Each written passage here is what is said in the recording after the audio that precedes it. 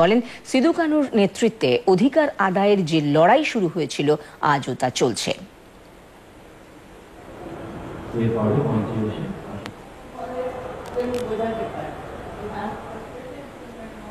সাঁওতাল বিদ্রোহকে সম্মান জানিয়ে স্মরণ করে শহীদদের প্রতি স্মৃতি অর্পণ করে তাদের শহীদদের শ্রদ্ধার্ঘ জানিয়ে তাদের ছেলেমেয়েরা অনেক ভালো থাক, সুন্দর থাক, তারা দেশের নেতৃত্ব দিকে আমরা চাই, তারা ভালোভাবে এগিয়ে আসুক।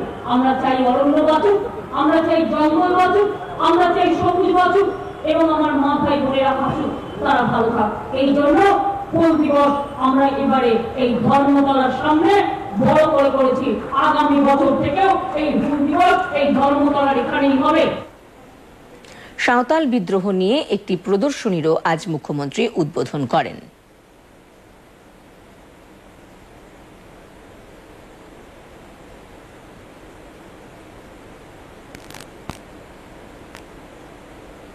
ভারতীয় তপশিলি আদিবাসী পরিষদের পক্ষ থেকে আজ এই উপলক্ষে বেহালায় সিধু কানু ও বিরসা মুন্ডার প্রতিকৃতিতে মাল্যদান করে শ্রদ্ধা জানানো হয়। পরিষদের সভাপতি শ্যামল মণ্ডল সহ সভাপতি তুলসীদাস রায় প্রমুখ বক্তব্য রাখেন।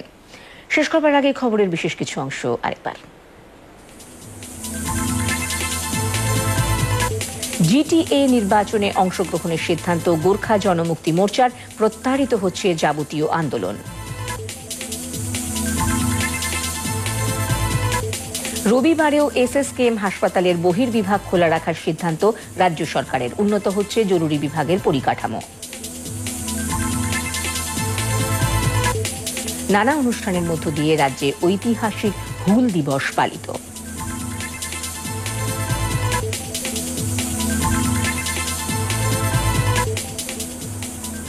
রাজ্য সংবাদ এ পর্যন্তই। আরো খবর নিয়ে ফিরে আসছি রাত 10টায়। নমস্কার।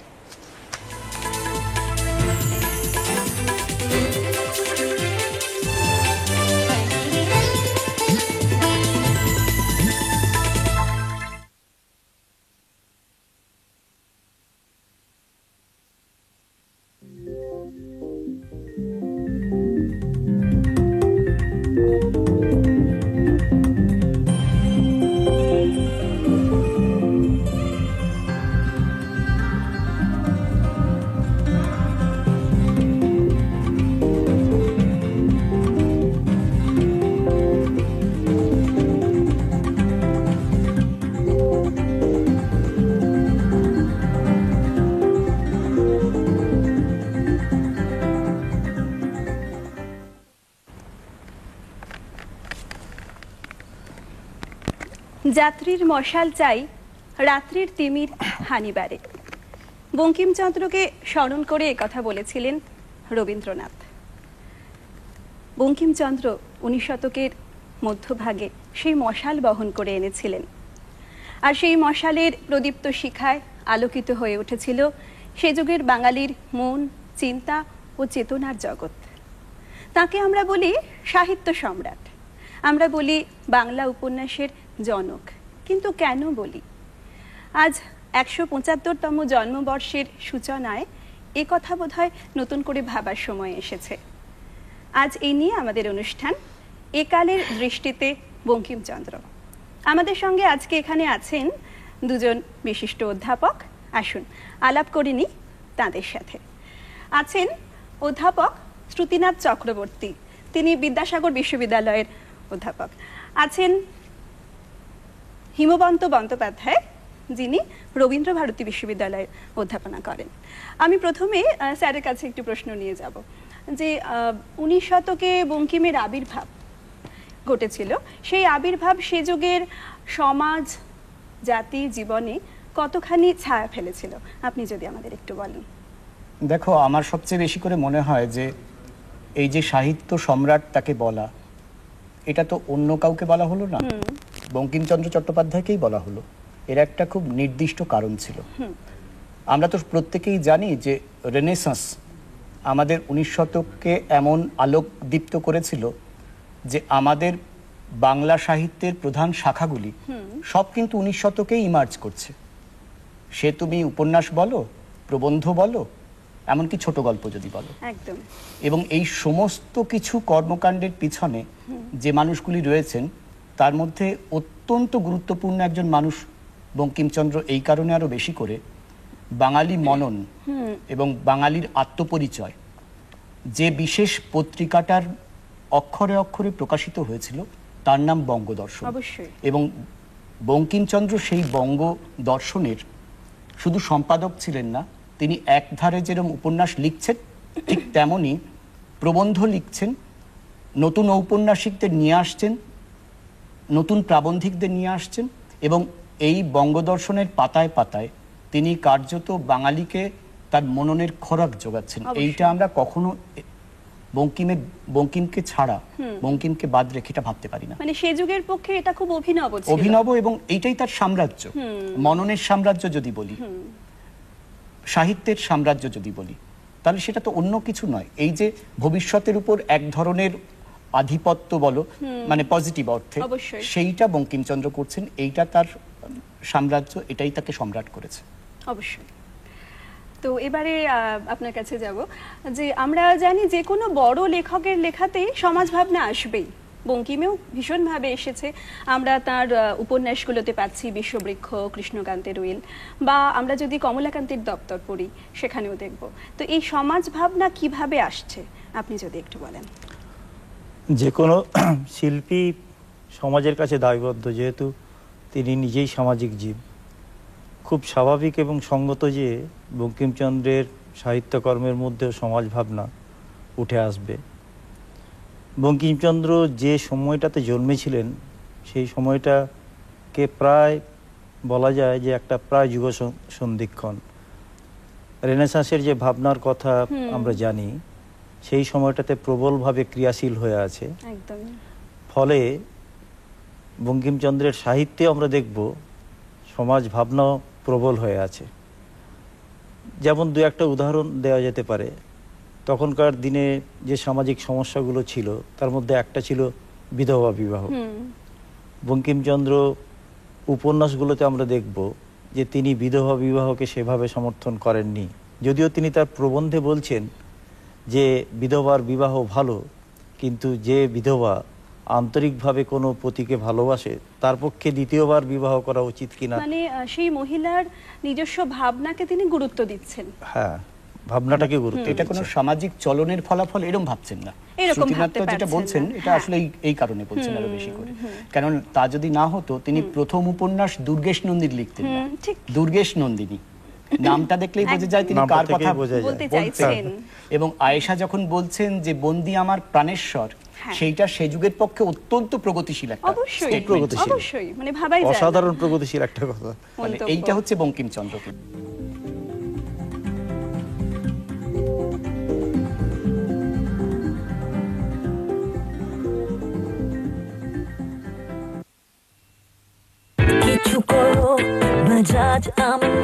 বাজাজ আমন্ড ড্রপসে আছে নারকেল তেলের তুলনায় 300 ভাগ বেশি vitamin E. Bajaj almond drops দিয়ে কিছু করো, বাজাজ আমন্ড ড্রপস দিয়ে। বাজাজ আমন্ড ড্রপসে আছে নারকেল তেলের তুলনায় 300 ভাগ বেশি vitamin E. Bajaj almond drops দিয়ে কিছু করো, বাজাজ আমন্ড ড্রপস দিয়ে। বাজাজ আমন্ড ড্রপসে আছে নারকেল তেলের তুলনায় 300 ভাগ বেশি vitamin E. Bajaj almond drops দিয়ে।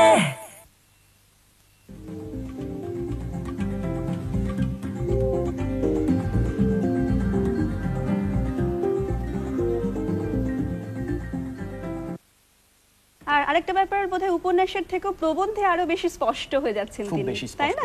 খুব বেশি স্পষ্ট হয়ে যাচ্ছে। অনেক সময় হয় কি, উপন্যাসে তো চরিত্রের কথা ঔপন্যাসিককে বলতে হয়, কিন্তু প্রবন্ধে তো আমার কথা বলার দায় আমার, প্রত্যক্ষভাবে বলতে পারছি, আমার বিশ্বাসের কথা প্রকাশ করার দায় আমার, আমার যে ফিলসফি যদি সেটা কিছু থাকে, আমার সমাজের বর্তমান এবং ভবিষ্যৎকে নিরীক্ষণের দায় আমার। ফলে সেইখানে বঙ্কিমচন্দ্র নিজের মতন করে বলেছেন। আরো একটা কথা, সেটাও আমাদের মাথায় রাখতে হবে, তুমি ভেবে রেখো, আমরা যারা বঙ্কিমের রচনাবলী দেখেছি, কি দেখেছি, উপন্যাসের ভলিউম যতটা, প্রবন্ধের ভলিউমও ততটা। কি অসম্ভব ভারসাম্য! খুব সুন্দর বলেছেন কথাটা। দেখো, এই জিনিস আমরা খুব বেশি সাহিত্যিকের মধ্যে দেখি না। খেয়াল করে দুটো সমান মাপের। এটা বোঝায় যে একজন মানুষ সৃষ্টিশীল যতটা, মননশীল ঠিক ততটা। তিনি ততটাই ক্রিটিক, ততটাই ক্রিয়েটর। এই জিনিসটা আমাদের বঙ্কিম ছাড়া 19th সেঞ্চুরিতে খুব বেশি মানুষের মধ্যে আমরা হ্যাঁ দেখি। মানে এই প্রবন্ধের মধ্যে যে সাম্যবাদ চলে আসছে, হ্যাঁ আমরা কমলাকান্তের বিড়াল প্রবন্ধ যদি হ্যাঁ, পড়ি বা সেটা বেশি মিলের সাম্যবাদ, তাই জন না? স্টুয়ার্ট মিলের সাম্যবাদ, ঠিক আমরা মার্কসের সাম্যবাদের সাথে না। এটা তুলনা করতে পারবো না। ইউটিলিটেরিয়ানিজম, উপযোগিতা বা কিন্তু এই সাম্যবাদের একটা দীর্ঘ ইতিহাস তো আছে, এমনকি আমরা বৌদ্ধ দর্শনের মধ্যেও কিছু পরিমাণে সাম্যবাদ পেয়েছি। নিশ্চয়ই। বঙ্কিমচন্দ্র একজন অসামান্য পড়ুয়া ছিলেন এবং মানে শুধু- বিশ্ব সাহিত্য পড়াশোনা হ্যাঁ, করে নখদর তা করেছিল। এবং তিনি এই তার যে পাঠ পদ্ধতি সেটাকে তিনি নিজের মননশীল প্রবন্ধের মধ্যে এইভাবে রেখেছেন। শ্রীনাথদা সেটাই বলছিলেন আর কি। হ্যাঁ, আরেকটা কথা মনে হয় যে আমরা তার উপন্যাসে যখন দেখি মনস্তাত্ত্বিকতা এসে গেছে, আমরা সাধারণভাবে বলে থাকি যে রবীন্দ্রনাথের চোখের বালিতে এসে প্রথম আমরা মনস্তাত্ত্বিক উপন্যাস পাচ্ছি, কিন্তু স্যার আপনার কি মনে হয় যে আমরা বঙ্কিমে পাচ্ছি না মনস্তাত্ত্বিকতা? ঔপন্যাসিক মাত্রকেই মনস্তাত্ত্বিক হতে হয় কিছু না কিছু পরিমাণে, ফলে উপন্যাসের মধ্যে মনস্তত্ত্ব থাকেই, কিন্তু আমরা সাধারণত তাকেই মনস্তাত্ত্বিক উপন্যাস বলি যাতে মনস্তাত্ত্বিকতা ব্যাপারটা প্রধান বা মুখ্য হয়ে ওঠে। ঠিকই বলেছেন। তো সেদিক থেকে দেখতে গেলে হয়তো 1903-এ আমরা যে চোখের বালি পেলাম রবীন্দ্রনাথের হাতে, সেটাকে আমরা বাংলার প্রথম সার্থক মনস্তাত্ত্বিক উপন্যাস বলি। কিন্তু এটা ঠিক যে তার আগে বঙ্কিমের হাতেই জন্ম নিতে পারতো সার্থক মনস্তাত্ত্বিক উপন্যাস। বঙ্কিম কেন করেননি? মূলত বোধহয় সমাজ ভাবনার দিকটা গুরুত্ব দিয়েছিলেন মানে বলে মনস্তাত্ত্বিকতা আছে ছিল, কিন্তু বিশেষ করে মনস্তাত্ত্বিক উপন্যাস হয়ে হয়নি। ওঠেনি। উপাদান যথেষ্ট পরিমাণে রয়েছে, দুটো উপন্যাস তো আমাদের খুব মনে পড়বে, যেমন 1875-এ চন্দ্রশেখর উপন্যাস। একটা ছোট্ট জায়গায় উল্লেখ করতে পারি, চন্দ্রশেখর উপন্যাসে শৈবলিনী যখন অর্ধন্মাদিনী, তখন সে একটা কথা বলছে, একটি ছেলে ছিল সে সাপ হইয়া বনে গেল, একটি মেয়ে ছিল সে ব্যাঙ হইয়া বনে গেল, সাপটি ব্যাঙটিকে গিলিয়া ফেলিল। অর্ধন্মাদিনী অবস্থায় প্রায় কথাটা বলেছে, কিন্তু এর মধ্যে অসাধারণ মনস্তত্ত্ব, ম্যাসোকিজমের তত্ত্ব, ম্যাসোকিজমের তত্ত্বটাই লুকিয়ে রয়েছে। এটা ঠিক। এটা কিংবা আমরা আরো 2 বছর পরে যখন 1877-এ রজনী প্রকাশিত হলো, তাতেও লবঙ্গলতাকে কেন্দ্র করে, অমরনাথকে কেন্দ্র করে, এমনকি যে কৃষ্ণকান্তের বিল, কৃষ্ণকান্তের বিলেও সাংঘাতিক যে জায়গা মনস্তাত্ত্বিক আছে। যন্ত্রণা সত্যি দেখলাম। আছে। আরো একটা খুব সহজ কথা আমি বলি, দাদা অনেক তাত্ত্বিক কথা বললেন, আমি সেটা বলবো না। বঙ্কিমের উপন্যাসের যে চরিত্র, তাদের মন নেই, তাই যার মন আছে তার মনস্তত্ত্ব মনস্তত্ত্ব কিন্তু থাকে। আছে। এই তত্ত্ব ভাবনাটা আমরা গবেষকরা খুঁজে খুঁজে বার করি, অবশ্যই। কিন্তু ঔপন্যাসিকের মূল কাজ কি ছিল? একজন ক্রিয়েটরের মূল মানুষের কাজ ছিল মনে- মানুষটাকে জলজ্যান্ত স্থাপন করা। তুলে ধরা একদম। তার হিস্টোরিক্যাল রোম্যান্সের মধ্যে, তার সামাজিক উপন্যাসের মধ্যে, তার ঐতিহাসিক উপন্যাসের মধ্যে বঙ্কিমচন্দ্র এই জ্যান্ত মানুষকে কোথাও আনলেন, যেটা আগে ছিল না, যেটা এবং সেটা যেখানে- সবটা ডাইমেনশন সমেত, মানে অনেক বাইরের এবং dimension ভেতরের আর যেখানে সবটা তার ডাইমেনশন আগে সমেত। তার আগে খারাপ প্রবণতা, উপন্যাসের ভালো কোনো, প্রবণতা সমেত। নির্দিষ্ট কাঠামোই তার কাছে ছিল না ছিল না। বাংলা ভাষায়, না, ছিল তাই না। না? কোনো সেইখান কাঠামোই থেকে ছিল এই না। এবং জায়গাটা তিনি তৈরি ক্রিয়েট করাটা, করছেন, এটা ক্রিয়েট করছেন, নির্মাণ করছেন, হ্যাঁ। এটা খুব Exactly. যে সম্রাট বলা হলো অনন্য কথাটা ওই একটা দিক থেকেও গুরুত্বপূর্ণ। মানে বটতলার সাহিত্যে কি ছিল? বটতলার সাহিত্যে এক ধরনের খুব খেলো, লঘু রসের চর্চা ছিল, সেগুলো জনপ্রিয়তা পেয়েছিল। বঙ্কিমচন্দ্রের দায় ছিল সেই মানে গোলে বাকাউলি গোছের ব্যাপারগুলোকে সরিয়ে দিয়ে তার নিজের মতন করে সুস্থ একটা সংস্কৃতিকে সুস্থ, তুলে আনা। আদর্শ উপন্যাসের মডেল স্থাপন করা। এবং বঙ্কিমের পরে কে আসবে? হরপ্রসাদ শাস্ত্রীর মতন অসম্ভব ভালো গুরুত্বপূর্ণ বেনের মেয়ে লিখবেন।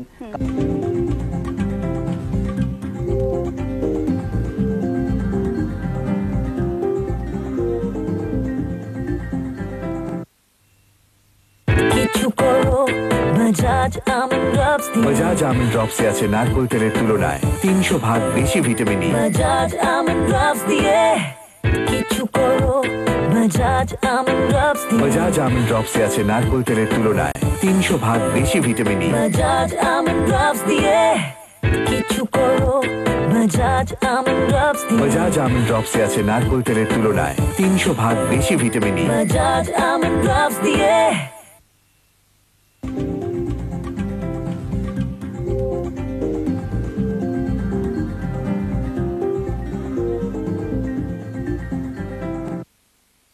সাংবাদিক বা সংবাদপত্রের সম্পাদক হিসেবে তার ভূমিকা, এক্ষেত্রে তিনি তো অনেককে তৈরিও করে নিয়েছিলেন, আমার কি মনে তাই না? হয়, এটা যদি একটু বলেন। আমার কি মনে হয় জানো তো, একটা জাতির আত্মপরিচয়ের একটা খিদে থাকে, বিশেষ করে যে জাতি পরাধীনতার মধ্যে কষ্ট পায়, নতুন করে শিক্ষিত হয়, নতুন করে তার স্ত্রী পুরুষ শিক্ষিত হয়, সেই জাতির মধ্যে নিজের আইডেন্টিটি ক্রাইসিস একটা কোথাও থাকে। অবশ্যই।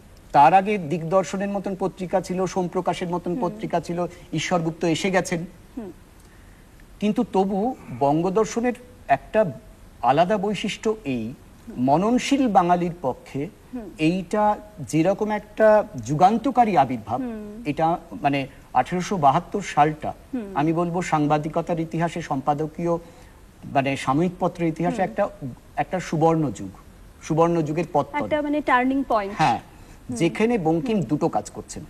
এক, আগে যা ছিল যেগুলো অনেক বেশি লঘু এবং আমি বলবো একটু খারাপ করে যদি বলি ইতর, সেই সাহিত্যকে তিনি আবর্জনা স্তূপে ফেলে দিয়ে আদর্শ বাঙালি, শিক্ষিত বাঙালি, ভবিষ্যতের বাঙালি কোন সাহিত্য পড়বে তার একটা অন্বেষণ করলেন এখানে। দ্বিতীয়ত, তার নিজের অনেক কথা বলার ছিল, কৃষকের দুর্দশাকে নিয়ে বলার কথা ছিল। কমলাকান্তের দপ্তরের মতন করে ওই একরকম একটা মানুষ যেন ছদ্মবেশী, তার পাণ্ডিত্য পুরো আড়াল করে তাকে কেবলই যেন একজন রসিক মানুষ করে পরিবেশনের একটা দায় ছিল। মানে ডিকুইন্সিকে তিনি ছাড়িয়ে যাচ্ছেন সেখানে, তাই না? মানে এটা বলা হয় ইংলিশ ওপিয়াম ইটারকে তিনি অনেক দূর ছাড়িয়ে যাচ্ছেন, কারণ এই ফিলোসফিটা সেখানে এর মধ্যে যেন আর্টিস্টিক ক্রাই রয়েছে অনেক বেশি, আর্টিস্টিক ক্রাইটা অনেক বেশি। হ্যাঁ, একজন ভেতরের যন্ত্রণাটাকে বেরিয়ে আসছে, সেইটা দেশ এবং সমাজের পরিপ্রেক্ষিতে তার যে যন্ত্রণা সেটাকে প্রকাশ করছে এই হাসির আড়াল দিয়ে। তুমি বলছো না যে ভাষা ভঙ্গি আড়ালটা হাসির, কিন্তু ওই আর্টিস্টিক ক্রাইটা প্রকাশ পাচ্ছে। আমরা আসলে জীবন রসিক তাকেই তো বলি যে হাসতে হাসতে এটা করতে পারে। আমরা চার্লি চ্যাপলিনের ফিল্মের কথা বলে বাহবাদী, কিন্তু বঙ্কিমচন্দ্র অনেক আগে এটা করছেন। ভেবে দেখো আজকের দর্শকের কাছে যদি আরেকবার আমরা কৃষ্ণকান্তকে কোনো অন্য মাধ্যমে নিয়ে আসতে পারতাম, ভীষণ দরকার ছিল। শুধু এইটাই নয়, ধরা যাক কৃষ্ণ চরিত্র, তিনি একটা নেশনস কনসেপ্টকে কোথাও সেখানে রাখছেন। তার বিবিধ প্রবন্ধের মধ্যে কম্পারেটিভ লিটারেচার প্রথম চর্চা করছেন তিনি। শকুন্তলা, মিরান্ডা, ডেসটিগোনার মধ্যে প্রথম কম্পারেটিভ লিটারেচারের চর্চা শুরু করছেন। এখন যেমন আমরা দেখছি যে তুলনামূলক বিচার করার একটা পদ্ধতি, একটা গবেষণা পদ্ধতি, মেথোডোলজি, সেই মেথোডোলজিটা বঙ্কিমচন্দ্র শুরু করছেন। বঙ্কিমচন্দ্র অনেক কাল আগে সাম্য বলে প্রবন্ধ লিখছেন তিনি, বাংলার কৃষকের দুর্দশার কথা বলছেন, সেটাই তার ভ্যারাইটি অন্যরকম ছিল। হ্যাঁ, আমরা জানি যে অনেক সমালোচক বঙ্কিমকে বলেন যে বাংলার স্কট। এটাও আমরা জানি যে স্কট ইতিহাস আশ্রিত রোমান্টিক নভেল লিখে বিশ্ববিখ্যাত হয়েছিলেন। কিন্তু আমরা যদি বঙ্কিমের 14টি উপন্যাসকে পর্যালোচনা করি, আমরা কি সেখানে শুধুমাত্র একটা দিকে দেখতে পাই? বোধহয় নয়, তার মধ্যে রয়েছে বিভিন্নতা, বৈচিত্র্য। তো সেক্ষেত্রে এই তুলনাটি কতখানি সঙ্গত, আমি আপনাদের দুজনকেই জিজ্ঞেস করছি, এটা আপনারা একটু বলুন। না, স্কটের মধ্যে যেটা ছিল মূলত একটা বিশেষ দেশকালের পরিপ্রেক্ষিতে তিনি উপন্যাসটাকে দেখবার চেষ্টা করেছিলেন, চরিত্রগুলোকে দেখবার চেষ্টা করেছিলেন, করেছিলেন। কিন্তু বঙ্কিমচন্দ্র খুব সত্যি বলতে কি এগুলোর থেকে অনেক এগিয়েছিলেন, কারণ বঙ্কিমচন্দ্রের সামনে যে সমস্যা ছিল স্কটের সামনে সেই সমস্যা ছিল না। একটা পরাধীন দেশে পরাধীন জাতি, ঔপনিবেশিক পরিপ্রেক্ষিত, এই সবগুলো তার মধ্যে ক্রিয়াশীল ছিল। ফলে যেটা বললাম যে আর্টিস্টিক ক্রাই এবং ক্রাই অফ দ্য আর্টিস্ট, এই দুটোই কাজ করছিল উপন্যাসের ক্ষেত্রে, সেইগুলো তিনি প্রকাশ করেছেন তার উপন্যাসের মধ্যে। ফলে স্কটকে তিনি এদিক থেকে অনেকখানি ছাড়িয়ে গিয়েছেন। এটা শুধু বাইরের দিক থেকে রোমান্স হলেও শুধুমাত্র রোমান্স হয়ে থাকে না। আরেকটা কথা, আঙ্গিকগুলো যে পাল্টে যাচ্ছে, আমি একটা কথা বলি, আমি একটা যদি অনুমতি দাও, সেটা হচ্ছে এই যে বলা বাংলা স্কট, এটা না 19th সেঞ্চুরি একটা চীনা লব্জ ছিল। রবীন্দ্রনাথকে শেলি, বাংলা শেলি, এসব বলা, বাংলার কি, বাংলার বাইরন, একটা কলোনিয়াল লেগাসি, একটা ঔপনিবেশিক হ্যাংওভার, এইটার জন্য বলা হয়। হ্যাঁ, বাংলা স্কট বললে স্কটের গৌরব বাড়ে না, বেরোনো উচিত। কিন্তু আমি খুব দায়িত্ব নিয়ে আজকে এই অনুষ্ঠানে বলছি, স্কটের তুলনায় বঙ্কিম অন্তত 10 গুণ বড় উপন্যাসিক ছিলেন, এতে আমার কোনো সন্দেহ নেই। আমি খুব স্পষ্ট করে এটা বলছি। এখন আমাদের বোধহয় এই চিন্তা চেতনা থেকে একটু বেরোতে হবে। এটা আমাদের 19 শতকের একটা হ্যাংওভার ছিল, আমরা তো পরাধীন ছিলাম, সেই হ্যাংওভারটা কাটিয়ে ওঠা খুব দরকার। বঙ্কিমের উপন্যাসগুলোকে ভিক্টোরিয়ান প্যাটার্নে ভাববার চেষ্টা করা, ভিক্টোরিয়ান প্যাটার্নের নভেলের অনুসরণে ভাববার চেষ্টা করা, এই সবটাই ওই কলোনিয়াল লিগেসি। আরেকটা কথা খুব বলা হয় যে বঙ্কিমের নারী চরিত্র খুব সুন্দরী, মানে তিল তিল করে সৌন্দর্য চয়ন করে তিলোত্তমা নির্মাণ করেছেন তিনি। তো তারা কি শুধু কল্প সুন্দরী, নাকি তাদের মধ্যে রক্ত মাংসের কোনো অস্তিত্ব আছে? মানে এই যে নারী ভাবনা, হ্যাঁ, তার এটা যদি একটু বলেন। না, বঙ্কিমচন্দ্রের নারীরা সুন্দরী, বেশিরভাগ ক্ষেত্রেই সুন্দরী, অসামান্য সুন্দরী, কিন্তু সেই সৌন্দর্যটার খুব ব্যক্তিগতভাবে মনে হয় যে একটা কারণ হতে পারে যে তার স্ত্রী সুন্দরী ছিলেন, সেটা একটা কারণ হতে পারে। আর আরেকটা জিনিস আমার মনে হয় সুন্দরী হওয়াটা কোনো অসুবিধার কারণ ছিল না। আজকে বাংলা ছবি চলচ্চিত্রেরও তো অধিকাংশ নায়িকাই সুন্দরী, তাতে অসুবিধা কোথায়? না, তার ফলে কি সাধারণ মানুষ কি তাকে, মানে সাধারণ নারী, মানে তারা মানুষ সুন্দরী ছিলেন কিনা, শুধু মানুষ সুন্দরী ছিলেন কিনা না। কৃষ্ণকান্তের উইল যদি তুমি দেখো, সেখানে রোহিণীকে আমার ভীষণ জলজ্যান্ত মনে হয়, শুধু সুন্দরী নয়, সে বুদ্ধিমতী। হ্যাঁ, সৌন্দর্যের এই নতুন সংজ্ঞাটা আমাদের স্থির করে বুদ্ধির সাথে সৌন্দর্য এবং অনুভূতির সাথে ভ্রমণের মধ্যে কি দেখেছি, বিউটি এন্ড ইন্টেলেক্ট, এই দুটো মিশ্রণ, কম্বিনেশন রয়েছে, বিউটি এন্ড ইন্টেলেক্ট। এটা একটা বড় কথা। কিন্তু মানে তাকে খুব স্পর্শযোগ্য মানবী মনে হয় যখন তার তপ্ত কাম আমরা দেখতে পাই, তার আবেগ যখন আমরা দেখি, প্যাশন যাকে মানে দূর থেকে মানে শুধু সৌন্দর্য দেখবো এই ব্যাপারটা নয় তো। ওই ইমোশন, প্যাশন সবটা মিলিয়ে থাকতে পারে। আমরা দেবী চৌধুরীর মধ্যে একটা প্রফুল্লকে দেখি না কি কোথাও, তাহলে প্রথমে দেখি আবার শেষে গিয়েও দেখি। হ্যাঁ, বঙ্কিমচন্দ্র ছিলেন একজন যুগের আগে এগিয়ে থাকা মুক্তবুদ্ধি মানুষ। দার্শনিকতা, বিজ্ঞান চেতনা, যুক্তিবাদ এবং তার সঙ্গে আবেগ প্রবণতার এক অদ্ভুত মিশেল তাকে অনন্য করেছে। একালের বাঙালি যখন প্রতি মুহূর্তে যুগ ও জীবনের যন্ত্রণায় দীর্ণ হচ্ছে, যখন প্রতি মুহূর্তে অস্তিত্বের সংকট তাকে কুড়ে কুড়ে খাচ্ছে, তখন বোধহয় একটু ঐতিহ্যের দিকে পেছন ফেরা দরকার। আর আমরা জানি যে ঐতিহ্যকে অস্বীকার করে আধুনিকতার পথে পা রাখা যায় না। আর সেই জন্যই বোধহয় বঙ্কিমকে আমাদের স্মরণ করা দরকার। তার কর্মময় জীবন বোধহয় আমাদেরকে অনেকখানি প্রাণিত করতে পারবে, আমাদের চলার পথের পাথেয় হবে। আপনাদের অনেক ধন্যবাদ। আজকে এই পর্যন্ত, নমস্কার।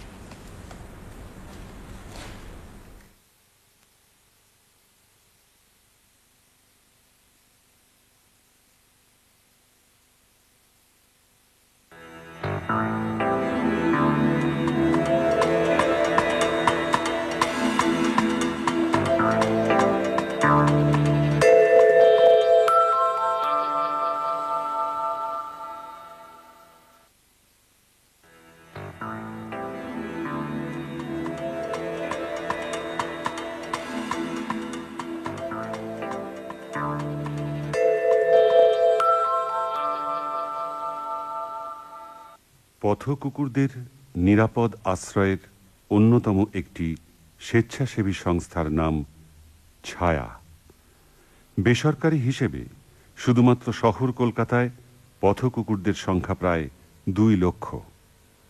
ছায়াতে স্থান পেয়েছে প্রায় 250টি কুকুর। এদের নিয়মিত দেখভাল করা, খাদ্য, স্বাস্থ্য, চিকিৎসা সব রকম ব্যবস্থা এখানে আছে। এটা অ্যাকচুয়ালি আমাদের 48টা যে ঘর আছে তার মধ্যে ইচ ব্লককে আমরা 12টা করে ডিভিশন করেছি। তার মধ্যে এই 12টা হচ্ছে ভিজি অ্যান্ড টিউমার সেকশন। এই 12টার মধ্যে যত ভিজি আর টিউমার সেকশন, ভিজি আর টিউমার কেস আছে সেগুলো তো রয়েছেই, তাছাড়া 6টা আলাদা করে সেপারেট রাখা রয়েছে আমাদের কুকুরদের জন্য।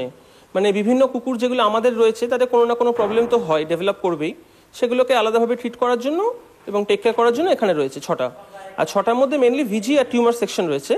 এবার যে কুকুরগুলোকে আনা হয় ম্যাক্সিমাম ক্ষেত্রে সেগুলো অ্যানিমিক হয়, আর এছাড়া অন্য অন্য প্রবলেম তো থাকেই, কিন্তু অ্যানিমিকটাই মেন ইস্যু হয়ে যায় যেখানে কেমো দেওয়া হচ্ছে। ফলে আমরা প্রথমেই যেটা করে থাকি সেটা হচ্ছে লিভার গার্ড আর তার সঙ্গে অ্যানিমিয়া ট্রিটমেন্ট করা হয়, একটা টাইম স্টেবল করে ডিওয়ার্মিং করে তারপরে কেমো স্টার্ট করা হয়। সার্ভাইভাল রেট যথেষ্ট হাই এক্ষেত্রে, যদিও কেমো একটা রিস্কি ইস্যু। আর যেরকম ঘর ওয়াইজ দেখতে গেলে প্রথম ঘরে যে কেসটা রয়েছে সেটা বেশ অনেক দিনই হয়ে গেছে, 3 মাসের ওপর কুকুরটা নিয়ে আসা হয়েছে। কিন্তু কুকুরটার মেন প্রবলেম হয়েছে টিউমার রয়েছে, কিন্তু কোনোভাবে হিল করছে না। কেমো দেওয়া হয়েছে 5টা ডোজ, আলটিমেটলি কোনো ডেভেলপমেন্ট হয়নি। এখানেই থাকবে যতদিন, তা যদি রিভাইভ করে মিরাকুলাসলি কিছু হতে পারে ওয়েল অ্যান্ড গুড, আদারওয়াইজ এখানেই থাকছে। আর এরপরে যে ঘরগুলো রয়েছে সেগুলো মেনলি ভিজি কেসই রয়েছে, ফিমেল। এবার তাদের ক্ষেত্রে এখন স্টেবল করা হচ্ছে, স্টেবিলাইজ করার পর তারপরে একটা সময় দিয়ে তারপর কেমো যাবে। এটাই হচ্ছে টোটাল ইস্যু।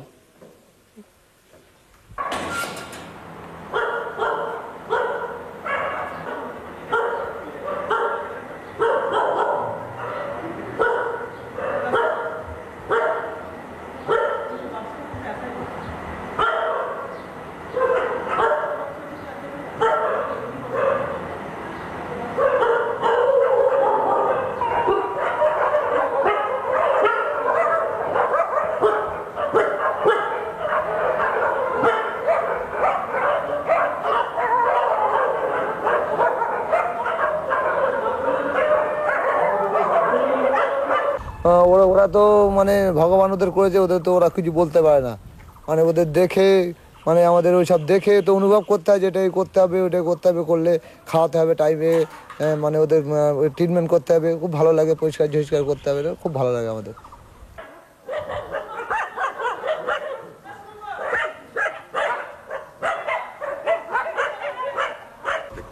জাস্ট আমার ভালো লাগে এইগুলো, মানে অনেক অসুস্থ থাকে মারা যেতে পারে, সেই হিসেবে ট্রিটমেন্ট দিয়ে তাদেরকে ভালো করে বাড়ি পাঠিয়ে দিই, এটাই এগুলো ভালো লাগে। খারাপ লাগে, অনেক দিন ধরে একজনকে মানে ট্রিটমেন্ট করে সে যদি মারা যায় স্বাভাবিক তো নিজেরই খারাপ লাগে।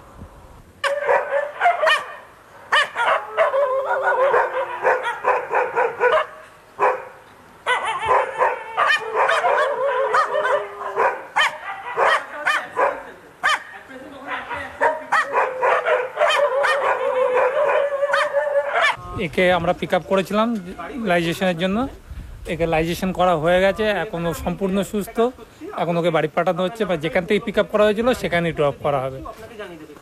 আচ্ছা, অপারেশনের জন্য অপারেশনের আগে কি কি প্রস্তুতি কি কি নিতে হয়, কিভাবে কি করা হয়? অপারেশনের আগে আমাদের যেদিন থেকে মানে পিক আপ করা সেদিন থেকে বলছি ওদেরকে নিয়ে এসে এখানে আমরা পাশে ওয়েটিং রুম আছে, ওখান থেকে স্নান করিয়ে নিয়ে ভিতরে যাওয়া হয়, তারপরে ওদের ডিবাবিং করা হয়, কারণ ডিবাবিংটা মাস্ট, সেটা করিয়ে নিয়ে অপারেশনে যাওয়ার আগে মানে সেভিং করিয়ে নেওয়া হয়, পুরো ক্লিন সেভিং করিয়ে নিয়ে ওদের অ্যানাস্থেসিয়া দেওয়া হয়, অ্যানাস্থেসিয়া দিয়ে ওটি শুরু করা হয়।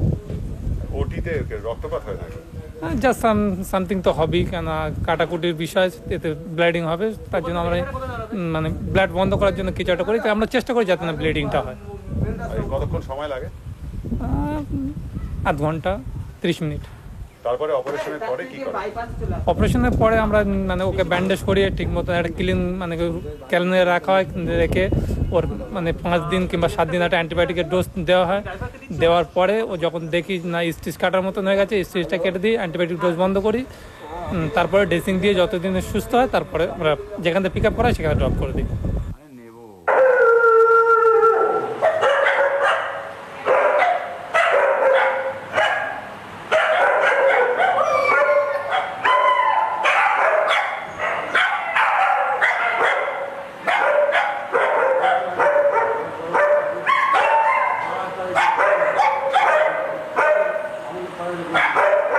যখন কল আসে আমি প্রথম ফোন করে নিই 10-15 মিনিট আগে, তারপর ওরা ওখানে দাঁড়াই, কুকুর তোলা হয়, তোলার পরে সাইন করা হয়। সাইন কিভাবে তোলা হয়? কুকুর আমরাও হেল্প করি, ওরাও কিছু হেল্প করে। কি দিয়ে ধরা? হাত দিয়ে ধরা হয়, নাহলে ল্যাসো আছে ল্যাসো দিয়ে ধরা হয়, যেটা খুব বাইটার কেস ল্যাসো মারা হয়, নাহলে এমনি হাত দিয়ে ধরা হয়। ধরে তুলে সই করে আমরা নিয়ে আসি, আবার যখন ছাড়া হয় 1 ঘন্টা আগে জানানো হয়, আবার কিছুক্ষণ মানে কিছু দূর গিয়ে আবার জানিয়ে দেওয়া হয় ফোন করে, আবার সাইন করে না ড্রপ করা হয়, নামিয়ে দিয়ে চলে। এতে কি যেখান যে এরিয়া থেকে তোলা হচ্ছে হ্যাঁ, যে এরিয়া সহযোগিতা পাওয়া যায়? হ্যাঁ, পাওয়া যায়, কিছু কিছু জায়গায় পাওয়া যায়। না এরকম তো অনেকেই আছে যে কোনো এরকম হেল্প করলো না, এই রাস্তার কুকুর তুলে হ্যাঁ, অনেকে হেল্প করে না, আবার অনেকে হেল্প করে। মানে হেল্প করার লোকের সংখ্যাটাই বেশি নাকি এখন? হ্যাঁ, বেশি। কলকাতার খুব কাছে সোনারপুর থেকে 10 কিলোমিটারের মধ্যে সন্ডিয়াতে সবুজ শান্ত নিরিবিলি পরিবেশে গড়ে উঠেছে এদের আশ্রম। এছাড়া বাইরে থেকে আসা পথকুকুরদের সঙ্গে সঙ্গে পথে চড়া গরু ঘোড়াদেরও চিকিৎসার জন্য সাময়িক আশ্রয়স্থল এই ছায়া। জেনির মা লাইফ ইন্স্যুরেন্স বিল্ডিং এর সামনে পাওয়া গেছে, ওর একটা পাও একদম ভাঙা ছিল, মানে ব্রোকেন লেগ ছিল due to mini bus accident. তখন আমরা ওর মাকে এখানে নিয়ে এলাম, ওর মার নামটা মেরি রাখা ছিল। আমরা এখানে যত কুকুর ঘোড়া আসে সবার একটা নাম দিই, তো ওর মা ছিল মেরি, ও প্রেগনেন্ট ছিল আমরা জানতাম না। ও 6 মাস পরে গত বছর জুন 11 ওর বাচ্চা জন্মেছে, ওর নাম এই হলো জেনি। এখানে বড় হয়েছে, আমাদের সবার কাছে আদর খায়। এসো না তোমরা, এদিকে এসো এসো এসো এসো। আর আমাদের কাছে আদর খায়, একদম আমার বাচ্চা মতন এখানে বড় হয়েছে। আনফর্চুনেটলি ওর মা গত সপ্তাহ মারা গেছে, অ্যান্ড বিকজ ওর ইঞ্জুরিটা ভীষণ খারাপ অবস্থায় ছিল, and we couldn't treat her at all. মানে যতটাও ট্রিটমেন্ট ট্রাই করলাম ও ঠিক হলো না। ও 1 বছর জন্মে